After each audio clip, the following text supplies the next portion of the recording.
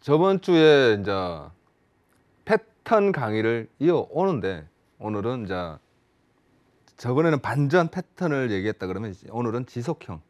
지속형이요. 지속형이죠. 그러니까 저번 주에는 내려가던 추세가 네. 어느 구간에서 반전을 보이고 반등 이후 다시 방향성을 바꾸느냐에 대한 패턴 강의였다면 오늘은 현재 진행하고 있던 패턴이 어떠한 모습을 더 보여주었을 때 그리고 계속 우리가 따라갈 수 있겠느냐에 대한 패턴의 이해입니다. 자, 오늘이 이제 제가 여러분들한테 이제 강의는 마지막 시간이고요. 그리고 여러분들한테 제가 좀 더 이해하기 쉽게, 요건 정말 중요한 거거든요. 왜냐하면 보통 매매를 한다 그러면 내려오던 차트가 하락하던 것을 바닥에서, 쉽게 얘기하면 발바닥이라고 하죠. 발바닥에서 잡으려고 하지 않고 올라가고 있는 애를 따라가는 게 매매에 대한 기초입니다. 기준. 제일 중요한 것은 추세 추종이라고 해서 올라가는 차트를 따라가는 게 제일 안전하다라고 얘기해요. 그래서 지금 오늘 제가 설명드릴 부분은 여러분들이 달리는 말에 올라타라는 말을 많이 들어봤을 겁니다. 근데 달리는 말을 어디서 올라타느냐가 중요한 거죠. 달리는 말 잘못 올라타면 말에서 떨어지면 더 아픕니다. 그렇기 때문에 어떤 포인트가 제일 중요하겠느냐, 그리고 어떤 패턴을 보여줬을 때 내가 이 자리에서 올라타서 따라가겠느냐에 대한 기준이기 때문에 여러분들이 오늘 제 강의를 좀 듣고 조금 이해가 좀 되었다 그러면 앞으로 차트를 보았을 때 아, 지금은 올라타면 안 되겠구나, 지금은 좀 기다려야 되겠구나에 대한 기준을 볼 수가 있을 겁니다. 자, 첫 번째 하락세기형 보기 전에 여러분들이 하락세기형을 제가 폴링 웨지라고 제가 저번 주에도 한번 설명을 드렸을 겁니다. 폴링 웨지는 올라가든, 여러분들이 중요하게 봐야 되는 것은 지금 현재 요 그림입니다. 그림이 밑에 꼬리에서 요 모양을 주고 있는데 요 부분, 얘가 밑에서 내려오던 애인지 위에서 올라오던 애인지 이게 중요하다는 거예요. 요 모양이 중요한 것이 아니라 밑에 꼬리가 위에서 올라오다가 내려가면서 보합을 주는 모양인지 내려오다가 밑에서 보합을 주는 모양인지 요것을 먼저 파악만 된다면 여러분들은 지금 현재 요것이 진행 중인 건지 아니면 보합 중에서 다시 재반등을 하는 건지에 대한 1차적인 이해가 된다라는 거예요. 지금 폴링 웨지 같은 경우는 하락 삼각 수렴 중 한 가지로 상승 진행 중 조정 구간에서 발생한다고 되어 있어요. 상승 이후 하락 조정, 그러면서 저점은 낮추고 고점도 같이 따라 내려가는 파동 이후에 올라가던 주가가 조정 주면서 살짝 다시 반등 치면 따라가봐라는 포지션에 대해서는 이제 패턴이거든요. 그러한 패턴을 보여주는 것이고, 두 번째 사각 기대형입니다. 여러분들이 많이 봤을 거예요. 실전 매매에서 여러분들이 제일 많이 보는 게 올라오다가 어느 순간 요렇게 조금 변형은 되더라도 요런 모양을 볼 수가 있을 거예요. 옆으로 긴다 그러죠. 행보입니다라고. 여러분들 제일 많이 쉽게 생각하는 행보, 위랑 아래랑 같이 거의 같은 폭에서 왔다 갔다 하면서 시간을 늘리고 있는 겁니다. 이러한 패턴도 여러분들이 제일 중요하게 보는 건 밑에서 올라오면서 진행 주고 있는 건지 내려오면서 보합을 주고 있는 건지 딱 그거 먼저 봐라는 거예요. 요 꼬리입니다. 요 꼬리. 방향성. 올라오던 애들인지 내려오던 애들인지. 요 모양이 만일에 내려오면서 보합을 준다면 여러분들은 아, 보합 이후 한 번 더 빠질 가능성이 크구나에 대한 기준을 가져가는 거예요. 아시겠죠? 요게 중요한 겁니다. 진행형은 요 패턴의 모양을 중요하게 보는 것이 아니라 지금 현재 내려오던 패턴인지 올라오던 패턴인지 그걸 먼저 딱 파악이 된다 그러면 기다리시면 되는 거예요. 그냥 기다리시면 된다. 아시겠죠? 기다리다가 위로 오든 아래로 오든 한두 번 정도. 패턴이라는 게 차트가 요렇게도 움직일 수가 있겠죠. 그죠? 요렇게 움직일 수 있기 때문에 여러분들은 보합권에서의 변형에 따른 방향성보다는 딱 고점을 넘어갔을 때를 먼저 판단하는 게 제일 중요한데 이것은 제가 차트로 나중에 다시 한번 설명드릴 겁니다. 중요한 것은 리탱글 팬들의 사각 기대형이라고는 이 패턴에서 여러분들이 중요하게 생각해야 되는 것은 위에서 올라오던 패턴인지 내려오던 패턴인지 아시겠죠? 그것만 딱 지금 여러분들이 기억을 하신다 그러면 일단은 50%의 승률은 무조건 가져가시는 거예요. 현재가 계속 올라가겠구나. 아, 이제는 고점이구나에 대한 기준이 딱 명확하게 선다는 겁니다. 그리고 하나 더 있는 게 상승 기대형 펜넌트 패턴인데, 상승 기대형이라고, 진행형 패턴은 딱 크게 세 가지로 나눌 수 있어요. 어차피 모양은 다 비슷합니다. 그러나 그 방향성에 따른 진입 포지션에 대한 이해가 다른 거예요. 실전 매매에서는 그렇습니다. 이러한 패턴들이 모양은 진행 중에 굉장히 비슷한 모양과 비슷한 패턴을 보여주는데, 여러분 제가 설명드리는 것을 조금 깊게 생각하신다 그러면 아, 정말 다 다르구나. 정말 다르구나라는 게 딱 느낌이 오실 거예요. 그걸 알으셔야 됩니다. 패턴을 먼저 이해하려고 하지 말고 패턴이 가만히 보고 있다가 패턴의 모양과 패턴의 방향성에 대한 이해가 먼저 온다 그러면 여러분들 패턴은 금방 이해가 다 돼요. 모든 패턴은 다 비슷하기 때문에 이것을 막 깊게 보려고 하지 마시고 오히려 큰 그림으로 따져서 아, 요 모양이 지금 현재 상승 기대형인데, 말 그대로 상승 기대형이잖아요. 이것도 상승 중에 중간값으로 모인다는 거예요. 위와 아래가 수렴을 주면서 모였을 때 얘네들이 밑에서 올라오던 애들이면 넘어갔을 때 따라가면 크게 상승을 주더라. 얼만큼, 올라온 만큼의 크기보다 더 크게 상승을 주더라는 겁니다. 아시겠죠? 보통 펜던트 이 상승 기대형 패턴에서 여러분들 제일 많이 쏘시는 게 펜던트 패턴이라고 생각했는데 넘어가서 들어가는데 알고 봤더니 조금 전에 보았던 사각 기대형의 패턴이었더라는 것이 많이 당하는, 이제 여러분들이 많이 실수를 하고 손절을 주는 이유가 되는 거예요. 그렇기 때문에 정확한 기준, 오늘 제가 설명드리는 정확한 기준만 딱 세 가지만 기억하시면 이러한 패턴에 있어서 여러분들 승률은 최소한 50% 이상은 승률을 가져갈 수 있습니다. 자, 하락세기 수렴형이에요. 수렴형인데 펄링 웨지라고, 일단 첫 번째 아까 웨지형 설명드린 그 차트에서 실전에서 어떻게 활용할 거냐는 겁니다. 여러분들이 지금 보고 있는 게 다른 거 준비하실 필요 없어요. 이동평균선, 단기 이동평균선과 그리고 추세선만 하나 꼴찌하면 됩니다. 저는 추세선을 기준으로 매매를 하는 사람이기 때문에, 그리고 패턴이라는 것도 어차피 알고 보면 추세선을 매매를 하면서 추세를 그었더니 이러한 정형화된 모양이 만들어지더라는 거예요. 아시겠죠?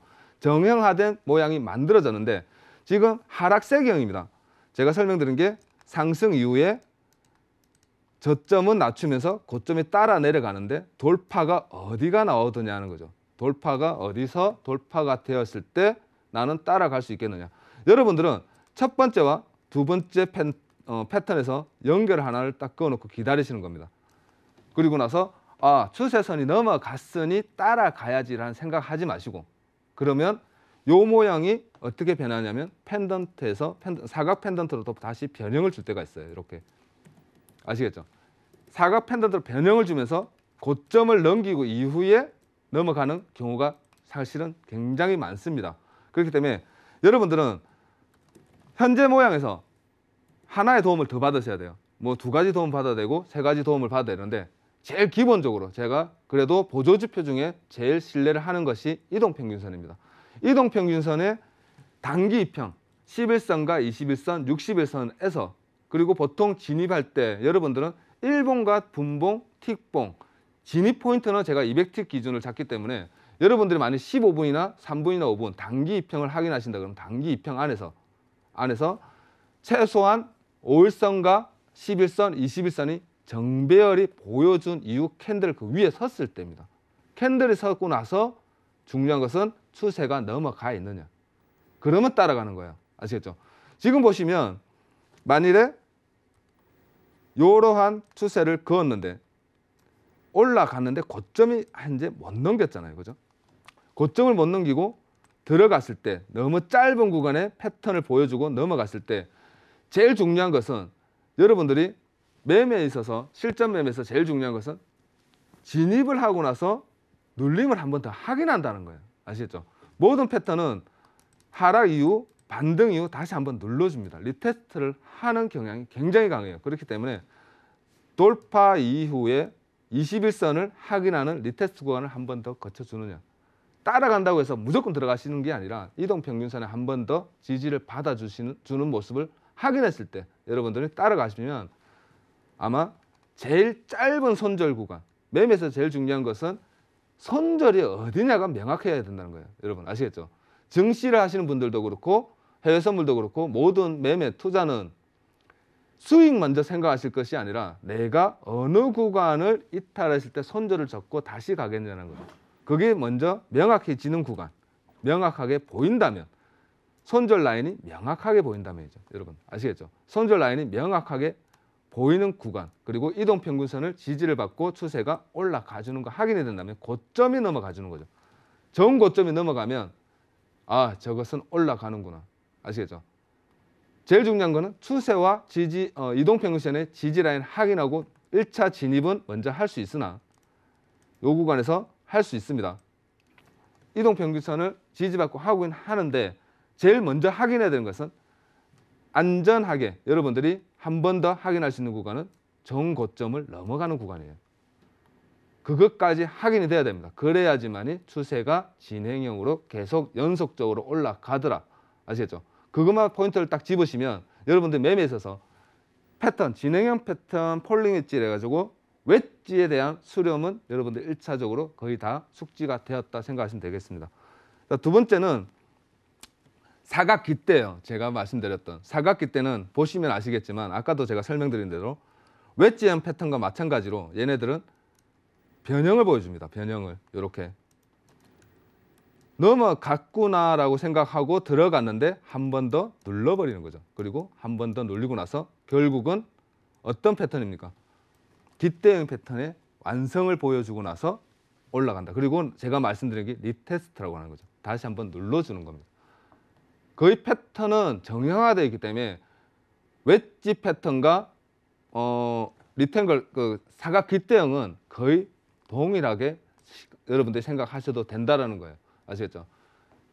깃대형 이후 변형, 그리고 변형 이후 확장은 고점이 넘어가는 겁니다. 고점이. 그래서 초보분들이 제일 중요하게 생각해야 되는 것은 진행형 패턴에서 어느 방향에서 얘네들이 시작되었냐를 먼저 확인하시고, 어느 방향에서, 그렇다면 여러분들이 지금 보고 있는 게 상승 방향이잖아요. 이렇게 위로 올라오고 있던 추세가 밑에서 하락을 보여주면서 지지받고 놀고 있다면 여러분들은 이것이 폴링 웨지 패턴인지 아니면 리탱글 사각 깃대형 패턴인지 정말 감이 안 온다라고 생각하시면 고점 넘어가는 것을 한 번 더 확인했을 때, 그리고 이동평균선이 정배열이 되었을 때, 이것을 확인하고 나서 여러분들이 따라간다 그러면 최소한 승률에서 50% 이상의 승률은 가지고 가신다라고 생각하시면 되겠습니다. 이게 지금 제가 설명드린 게 바로 달리는 말에 올라탄다라는 개념이거든요. 달리는 말에 올라탄다. 하락 파동 이후 돌파했을 때 올라타는 포지션을 가져가는 겁니다. 저 보통 이러한 패턴에서 이렇게 매매를 진행하려고 그러면 어떠한 차트가 제일 좋냐면 지수, 여러분들이 좋아하시는 나스닥과 항생 차트에서 정말 파동이 빠르게 움직일 때, 나는 보통 전문가들은, 저 같은 전문가들은 어느 구간에서 보통 매집을 하게 되냐면 돌파 이후 눌림을 줬을 때, 리테스트 구간 지지받았을 때 한번 따라가 보는 매매를 굉장히 선호합니다. 저 역시도 이 자리, 지금 현재 제가 지금 보여드리는 이 구간에서 매집을 많이 합니다. 그리고 왜냐하면 이 구간이 이탈되었을 때가 손절 라인 잡기가 굉장히 용이하기 때문이죠. 가장 짧다라고 판단하기 때문에. 왜? 이 구간이 이탈된다 그러면 한 번 더 빠진다라고 생각하기 때문에 그래요. 진행형 패턴에서 하락 패턴으로 다시 한번 변형을 주고 올라왔을 때 따라간다라고 생각하기 때문에 세 번째 패턴에서 이 구간에서 들어가는데, 여러분들은 그렇게 매매하지 마시고 올라갔을 때, 넘어갔을 때 따라가는 패턴을 한번 생각해 보시면 매매에 있어서 제일 안전하다. 그러면 손절 라인이 먼저 생각나잖아요. 그러면 제가 말씀드린 대로 여러분들이 패턴을 보고 따라갔을 때, 그럼 나는 손절을 어디서 잡냐는 거죠. 보통 전문가들은 제가 말씀드린 대로 여기서 잡아서 요 구간에 손절 라인을 잡는다 그러면 여러분들은 요 밑에 전저점이죠. 요렇게 요 구간이 이탈되었을 때 최대한 짧게. 왜? 요 구간이 이탈돼 버리면 다시 한번 파동을 이렇게 치는 거기 때문에 그래요. 아시겠죠? 그리고 여러분들이 지금도 보면 알겠지만 보통 하락 패턴은 헤드앤숄더라고 단장기에서 이러한 패턴이 보여주는 게 전형적인 하락 패턴입니다. 반전 패턴이고 그렇기 때문에 여러분들이 봤을 때 고점을 넘어간다 그러면 여기서 이렇게 빠진다 그러면 하락 패턴이죠. 그죠? 그러나 고점을 넘어가면 최소한 상승 진행형이라는 판단을 하시라는 겁니다. 아시죠? 헤드앤숄더의 패턴이 깨어지고 상승으로 다시 전환된다. 그런 개념까지. 그거는 나중에 여러분들이 패턴 공부를 좀 더 하시고 패턴을 좀 더 활용하고 하다 보면 이러한 패턴의 모양까지도 한눈에 들어오게 될 겁니다. 자, 다음 마지막인 게 상승 기대형이에요. 모든 패턴은 추세선을 이었을 때 상승 기대 삼각형의 모양을 굉장히 많이 보여줍니다. 거의 다 보면 삼각형의 모양에서 변형을 보여준다. 그렇기 때문에 상승 기대형은 조금 어렵습니다. 왜냐하면 추세가 올라오던 것이 삼각형으로 모인다는 거죠. 위도 아래도 확신이 없다. 그러나 밑에서 올라오던 패턴이라면 얘네들은 돌파 이후 상승으로 넘어갈 가능성이 매우 크다라고 보통 설명을 많이 합니다. 자, 그러한 과정에서 우리가 먼저 추세선을 먼저 한번 긋고 지지를 보여주었다면 추세선을 한번 더 연결했을 때 이 추세가 이탈되지 않는 한 그리고 고점에서 추세가 넘어간다라는 전제를 먼저 가져가게 돼요. 아시겠죠? 선행이기 때문에 여러분들은 추세선을 필히 한번 그어보시는 게 제일 중요합니다. 위아래로 추세를 그었을 때 삼각수렴 펜넌트 패턴에서 고점도 낮아지고 저점도 낮아지는 이러한 삼각의 모양에서 중심값을 모아준다면 여러분들은 넘어갔을 때 그리고 이동평균선을 제가 중요하게 바라고 했습니다. 왜? 여러분들은 초보나 그리고 확실한 전문가 그러니까 모든 것을 좀 많이 아시는 분들이 아니라면 이동평균선의 도움을 받으면 굉장히 많이 실전 매매에서 승률을 좀 더 높일 수가 있습니다. 그렇기 때문에 이동평균선이 당장기 패턴에서 장기 이평선을 바라는 게 아니라 단기 이평선에서 최소한 정배열이 이루어졌을 때 정배열이 이루어지고 추세가 확장이 나온다고 바로 볼 수는 없어요. 그러나 정배열이 만들어지는 걸 눈으로 확인했을 때 따라 들어간다면 여러분들은 실전 매매에서 그리고 삼각수렴 펜던트 패턴에서는 아마 거의 한 50% 이상은 충분히 수익 구간으로 여러분들 끌고 갈 수 있을 겁니다. 그러면서 제일 중요하게 봐야 되는 게 고점의 돌파죠. 고점을 넘어가느냐. 모든 차트는 정고점이 넘어가느냐가 중요한 겁니다. 고점이 넘어가느냐. 그리고 나서 21선이 이탈되지 않는다면 그 전제로 여러분들 끌고 가시면 데일리 트레이딩, 데일리 매매에서는 최대한의 수익률을 마감할 수 있지 않을까. 저는 그렇게 생각합니다. 자, 오늘은 여기까지고요. 여러분들이 중요하게 생각해야 되는 것. 추세선을 돌파와 그리고 이동평균선의 정배열과 역배열 관계. 요 두 가지만 확실히 기억을 하신다 그러면 실전 투자에 있어서 굉장히 큰 도움이 되지 않을까. 그렇게 생각합니다. 감사합니다. 네, 여기까지 골드도치 마스터님의 차트 강의 들어봤습니다. 지금 노란톡으로 들어온 질문 만나보도록 하겠습니다. 무한질주님께서 안녕하세요. 에너지 가격이 급상승 중인데 혹시 무슨 이유가 있나요? 하고 질문 보내주셨거든요. 에너지 가격이 급상승하고 있는 건 아니고요. 계속 꾸준하게 상승을 하고 있죠. 그리고 지금 현재 러시아와 우크라이나 사태 지정학적인 영향을 많이 받고 있는 건 사실이고요. 네. 그리고 지금 현재 오늘 나오는 뉴스 중에 러시아에서 우리는 전쟁할 생각이 전혀 없다라고 발표를 한 개 뉴스가 나왔어요. 그래서 사람들이 많이 오해하는데 사실은 그걸 다 믿을 수는 없죠. 왜? 10만 대군 넘게 사실 내 말과 행동이 좀 다른 모습 보이고 있잖아요. 많이 보이고 있죠. 어류까지 다 오고 완전 누가 봐도 당장 내일이라도 총 한 방 쏘면 우당탕탕 할 것 같은데 말로는 아니 우리 안 싸워요 라고 얘기하고 있는데 요것을 정말로 믿으려 그러면 유가가 최소한 상승이 이제 급상승하고 있는 유가가 조금 안정이 되었다 고점이 다 달았다고 판단하려면 철수한다는 뉴스가 나와야죠. 우크라이나 인근에 있는 군사들을 훈련 끝나고 출소하고 있다는 뉴스가 뜬다면 지금 현재 조정 주고 다시 하락으로 조금 꺾일 수 있겠구나 판단해야 되는 거지. 급상승하고 있는 것은 아닙니다. 계속적으로 네, 올라가고 있는 거지. 이 전일 그러니까 간밤새 천연가스 가격은 무려 70% 넘게 상승을 했기 때문에 어떻게 보면 급상승이라고 볼 수 있을 것 같긴 그럼요. 하거든요. 엄청나게 올라가는 거죠. 네. 근데 그럴 수밖에 없는 게 러시아가 세계 3대 산유국이에요. 네. 세계에서 세 번째로 큰 산유국이고 천연가스는 공급을 세계에서 두 번째로 많이 하는 네. 국가란 말이에요. 그러면 특히 이 천연가스 가격이 최근에 굉장히 변동성 크게 움직이더라고요. 그러니까요. 러시아에서 만일에 지금 지정학적인 리스크가 해소되지 않는 한 천연가스는 계속 올라갈 수밖에 없다라고 판단해야 되는 거예요. 네, 그리고 이제 이 천연가스 가격이 결국에는 또 곡물 가격에도 영향을 미칠 수 있다라고 하면서 곡물 가격도 또 출렁이는 모습 보이고 있는데 좀 이 에너지 가격의 급상승 요인이 그러면 가장 큰 원인은 러시아와 우크라이나 사태다라고 보시는 건가요? 지금 시장은 다들 그렇게 해석을 하죠. 누구나 저 같아도 제 생각도 마찬가지예요. 제 생각도 지금 현재 러시아 지정학적인 리스크가 해소되지 않는 한 지금 유가는 계속 상승할 수밖에 없다. 그리고 제일 중요한 것은 네. 쉽게 이제 단순하게 생각한다 그러면 지금 현재 재고량이 역대급으로 작게 지금 나와 있어요. 그리고 오일이 더 크게 생산을 늘릴 수 있는 여건이 아무것도 없습니다. 오펙 플러스에서 생산 더 크게 늘릴 것도 아니고 그렇다고 미국에서 지금 당장 텍사스유 WTI를 생산하기 위해서 뭐 장비를 구축하고 뭐 땅을 판다 해도 지금 당장 유가가 늘어나는 건 아니에요. 어차피 러시아에 의존해야 되는 건데 그 무기를 틀어잡고 있는 러시아가 지금 저러고 있기 때문에 지정학적인 리스크가 해소되지 않는 한 유가는 계속적으로 아직은 올라갈 수밖에 없다. 그리고 제가 나중에 이제 오일 차트를 보면서 조금 설명을 드릴 건데 네. 오일은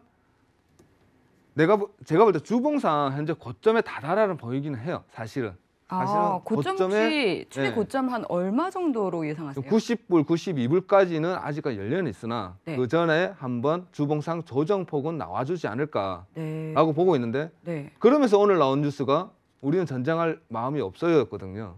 그렇다면 조금 더 기대를 해봐도 되지 않을까라는 판단을 하고 있습니다. 그러나 아직은 계속 올라간다라고 판단하시고 그렇다고 해서 뭐 하루에 뭐 우리가 생각한 대로 뭐 300틱, 400틱, WTI 기간 우리가 해외선물로 따졌을 때 네. 300틱, 400틱씩 계속 막 이렇게 올라가지는 않을 거예요. 그러나 추세는 계속적인 우상향의 추세가 뭐 계속 진행될 것이다라는 판단에서 투자를 할 때 여러분들 우리는 제일 중요한 투자잖아요. 어느 방향으로 내가 투자를 할 거냐 매수의 방향으로 계속 가져가는 게 맞다라고 판단하고 있습니다.